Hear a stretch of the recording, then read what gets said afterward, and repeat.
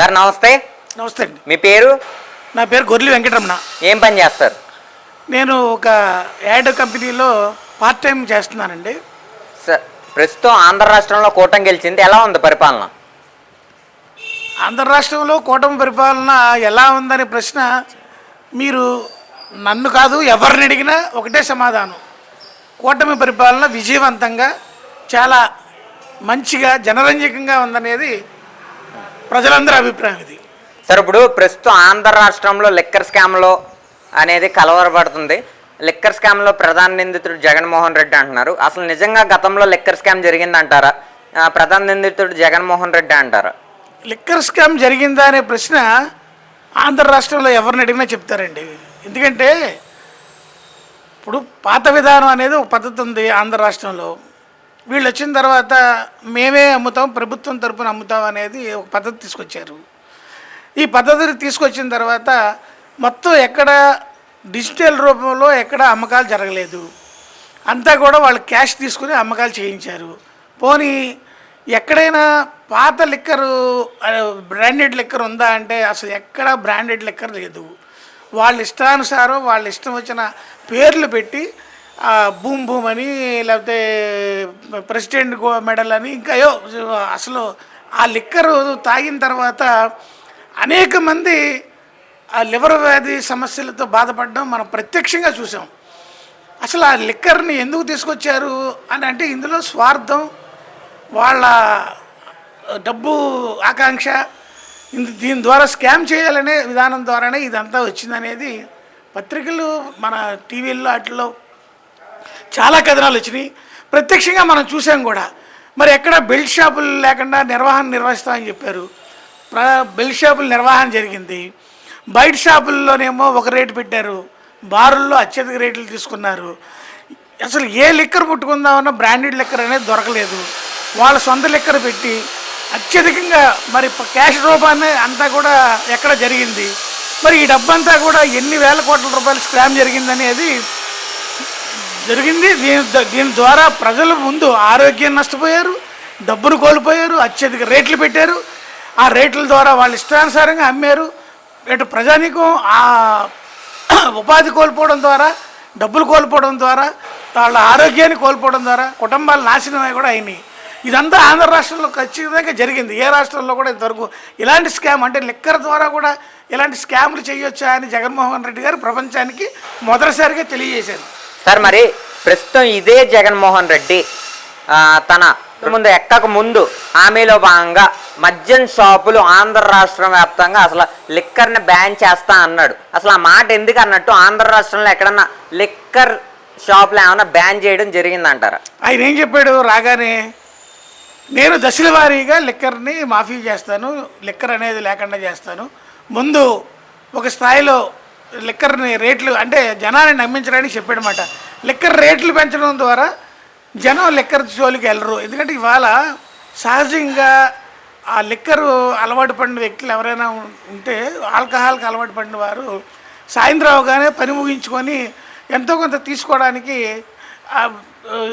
Interest చూపుతారు. మరి దాన్ని బలహీనతగా చేసుకుని ఆయన ఏం చేసాడంటే రేట్లు పెంచడం ద్వారా జనం మానేస్తారు అనేది ఒక అహోభావం సృష్టించాడు. ఇవాళ 500 రూపాయలు ఏదైనా పనికి వెళ్తే 500 రూపాయలు వస్తే నువ్వేమో 200 రూపాయల దగ్గర నుంచి 150 దగ్గర నుంచి 200 రూపాయల మధ్యలో లిక్కర్ని పెట్టావు. అది కూడా ఎలా పెట్టావు? ఎవరైనా వెళ్ళి ముందు అడిగితే 150 రూపాయల లిక్కర్ ఉండదు, 200 రూపాయలు ఉందని చెప్తారు వాళ్ళ షాప్లో వాళ్ళు. అవి ముందు సేల్స్ చేసేవారు. తక్కువ రేటు సేల్ చేశారు. అంటే రేట్ ఎక్కువనే ముందు సేల్. 200 రూపాయలు నీకు లిక్కర్కి ఇచ్చేసి ఇంకా 300 రూపాయలు ఒక 50 రూపాయలు అతను ఇతర ఖర్చులకు పోతే అతను మిగిలేదంతా ఇంటికి పట్టుకెళ్ళేదంతా. మరి దశల వారీగా మద్య నిషేధం అని చెప్పావు. ముందు కొన్నాళ్ళు షాపులను తగ్గిస్తారన్నారు, తర్వాత బెల్ట్ షాపులు లేకుండా చేస్తా అన్నారు. ఆ తర్వాత దీన్ని 3 స్టార్ హోటల్కి పరిమితం చేస్తా అన్నారు. ఆ తర్వాత 5 స్టార్ హోటల్కి పరిమితం చేస్తా అన్నారు. ఆఖరి 2024కి పూర్తి నిషేధం, అసలు మద్యపానం అనేది ఉండదు. అది చేసిన తర్వాతే అక్క చెల్లెమ్మల దగ్గరికి ఓట్లు అడగడానికి వస్తానని నువ్వు ప్రత్యక్షంగా ప్రతి మీటింగ్లోనూ ఎన్నికల ముందు 2019లో హామీ ఇచ్చావు. దీన్ని నమ్మి జనాలు మీకు ఓట్లు వేశారు. మా కుటుంబాలు బాగుపడతాయని ఆడవాళ్ళందరూ కూడా మా భర్తల మద్యం దూరం అయిపోతే మద్యమ నిషేధం అనేది జరిగితే కుటుంబాలు బాగుపడతాయి, మా ఇల్లులు బాగుపడతాయని చెప్పి మీకు ఓట్లు వేశారు. కానీ మీరు ఏం చేశారు? బెల్ట్ షాపులు పెంచారు, రేట్లు పెంచారు, బ్రాండెడ్ లెక్కర తీసేశారు, మీ ఇష్టానుసారం అమ్మకాలు జరిపారు, విపరీతమైన దోపిడీ చేశారు. ఆ దోపిడీలో కూడా మరి మీకు హైదరాబాదులో ఏడు చోట్ల డెన్లు పెట్టారు. మరి డెన్కి ఒక్కొక్క వ్యక్తిని మార్చారు. ఇవన్నీ అసలు ప్రపంచంలోనే ఇలాంటి లెక్కర్ స్కామ్ ఎక్కడ జరిగి ఉండదు. అంత దారుణమైన లెక్కర్ స్కామ్ జరిగింది. మీరు అబద్ధం చెప్పారనేది తేలింది. దీని ద్వారా మీరు కోట్లాది రూపాయలు వెనకేసుకున్నారనేది స్పష్టంగా ఇవాళ తెలిసిన విషయం. సార్, ప్రస్తుతం చూసుకుంటే ఆంధ్ర రాష్ట్రం చంద్రబాబు గారు కూటమి గెలిచిన తర్వాత అప్పుల ఊబిలో, సంవత్సర పరిపాలనలో అప్పుల ఊబిలో తోసేశారు ఆంధ్ర రాష్ట్రాన్ని. అలాగే అప్పు చేసి పథకాలు అందిస్తున్నారు అన్న వ్యాఖ్యలు వైసీపీ వారు చేస్తున్నారు. నిజంగా అప్పు చేసి అందించాల్సిన పరిస్థితి ఉందంటారు ఆంధ్ర రాష్ట్రంలో పథకాలను? ఇవాళ మీకు చంద్రబాబు నాయుడు గారు ఆయన ఒకటే చెప్పాడు, నేను పథకాలు ఇవ్వాలి, సంక్షేమం అభివృద్ధి రెండు చేయాలని ఆయన స్పష్టంగా చెప్పాడు.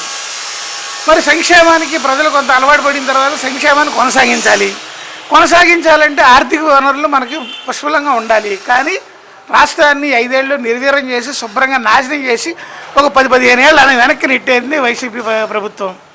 అయినా సరే ఆయన తెవురుకొని తనకున్నటువంటి పాలనా అనుభవంతో, తనకున్నటువంటి రాజకీయ చిత్రతతో, ఆయనకున్నటువంటి ఆలోచన విధానంతో మరి ఫీ4 అనే పథకాన్ని తీసుకొచ్చి దాని ద్వారా పేదరిక నిర్మూలన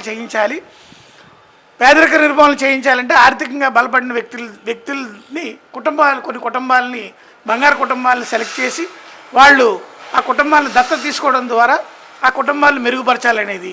అలాగే ఇవాళ మీకు గతంలో 2019 నుంచి 24 వరకు అసలు పరిశ్రమలు అనేవి ఆంధ్ర రాష్ట్రానికి వచ్చినాయి లేవు. ఉన్న పరిశ్రమలన్నీ కూడా తరివేశారు. కూడా ఉన్న పరిశ్రమలు కియా పరిశ్రమలు బెదిరించారు.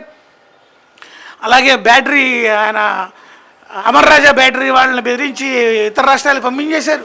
ఉన్న పరిశ్రమలనే పోయి కొత్త పరిశ్రమలు రాలా. కానీ ఇవాళ మరి ఆయన ఎన్ని పరిశ్రమలు తీసుకొచ్చారు ఈ 14 నెలల్లో మీరు అన్నీ చూస్తూనే ఉన్నారు. పరిశ్రమలు తీసుకురావడం ద్వారా నిరుద్యోగ సమస్యని రూపుమాపాలని. అలాగే ఇవాళ ఇంకొక కార్యక్రమం తీసుకున్నారు. నిరుద్యోగ యువత ఎవరెవరు ఉన్నారో వాళ్ళందరికీ కూడా మరి నైపుణ్యాభివృద్ధి చేసి వాళ్ళలో నైపుణ్యాన్ని పెంపొందించడం ద్వారా వారికి ఉద్యోగ అవకాశాలు కల్పించాలనేది ఇవాళ సచివాలయాల్లో జరుగుతుంది. సచివాలయాల నుంచి ఫోన్లు వస్తున్నాయి. ఎవరైనా చదువుకున్న పిల్లలు ఉంటే ఆ పిల్లలందరికీ ఫోన్లు వచ్చి మీరేం చదువుకున్నారు, మీ సర్టిఫికేట్లు తీసుకొచ్చి సచివాలయంలో రిజిస్ట్రేషన్ చేసుకోవడం ద్వారా మీకున్నటువంటి ఆ విద్యా పరిస్థితిని బట్టి మీకు కొత్త ఉద్యోగాలు కల్పించడం ద్వారా నైపుణ్యాలు కల్పించడానికి ఇలా రాష్ట్రాన్ని ఆయన బ్యాలెన్స్ చేసుకుంటా, అంటే అప్పులు తీసుకురావడం ఒక భాగం అయితే ఆ అప్పుల్ని సమర్థవంతంగా దాన్ని కట్టడానికి కావలసినటువంటి దాన్ని తీర్చడానికి కావాల్సిన మార్గాలను కూడా ముందుకు వేసుకుంటూ మరి అమరావతిని కూడా త్వరగా రాజధానిని నిర్మాణం చేయడం ద్వారా కూడా మరి అమరావతిలో ఉద్యోగ అవకాశాలు కల్పించడం, అలాగే విశాఖపట్నంలో మరి ఉద్యోగ అవకాశాలు కల్పించడం, ఇలా ప్రతి దాంట్లోనూ కూడా బ్యాలెన్స్ చేసుకుంటూ ఆయన వెళ్తున్నాడు. మరి సంక్షేమ పథకాలకి మరి రాష్ట్రంలో మీరు నిండా ముంచిపోయారు. రాష్ట్రాన్ని అప్పులు ఊబులో చేశారు. దానికి వడ్డీలు కట్టడానికే వాళ్ళు డబ్బులు కావాలి. మరి వాటి వడ్డీలు కట్టడానికి కావాల్సినటువంటి తక్కువ స్థాయిలో ఆయన ఎంత అవసరమో అంత మేరకే ఇవాళ బయట నుంచి అప్పు తీసుకురావడం జరుగుతుంది తప్ప మితిమీరిన అప్పులు తీసుకొచ్చి మీకులాగా పరిపాలన చేయట్లేదు. బ్యాలెన్స్డ్గా ఇవాళ పరిపాలన సాగుతుంది.